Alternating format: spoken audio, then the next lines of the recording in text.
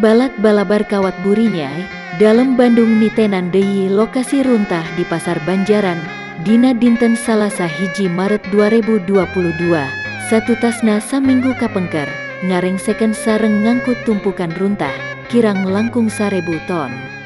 Tapi hanjakal, di lokasi eta tos aya deui tumpukan runtah nu enggal.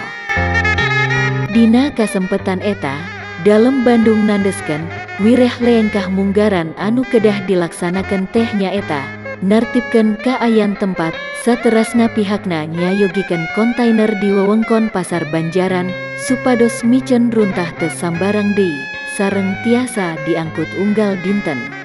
Pihakna baris teras ngawaskeun, kalebet patugas anu mancen di lapangan, sareng leengkah konkret salajengna. Dalam Bandung oge mundut kasadaran sareng jabung tumalapungna masyarakat Kabupaten Bandung, khususna di Kacamatan Banjaran, ulah micen runtah sambarangan, margi dina dasarna, upami runtah numpuk, tiasa fatal kanggo lingkungan sareng masyarakat oge. Dalam Bandung Dadang Supriyatna, nu dalit digentrakang DSOG meredih ka para padagang, utamina ulah micen runtah sambarangan.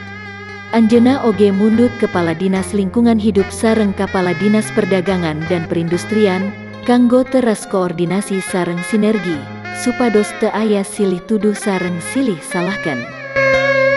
Kang DSOG ngahaturkeun nuhun pisan ka Kepala Dinas Lingkungan Hidup katut Kepala Dinas Perdagangan dan Perindustrian, nu tos muserkana ngarengseken runtah di Kacamatan Banjaran, khususna di Pasar Banjaran.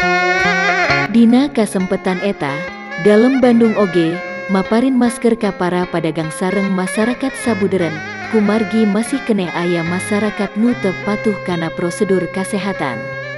Hayu urang ngalaksanakeun prosedur minimal nganggo masker, margi sasalat COVID-19 teh teu acan rengse, kalayan kasus Omikron nu langkung ningkat. Sakitu kapihatur, ti langit Banjaran Kabupaten Bandung, balabar kawat burinyai nu ngamancanagara, ngabewara.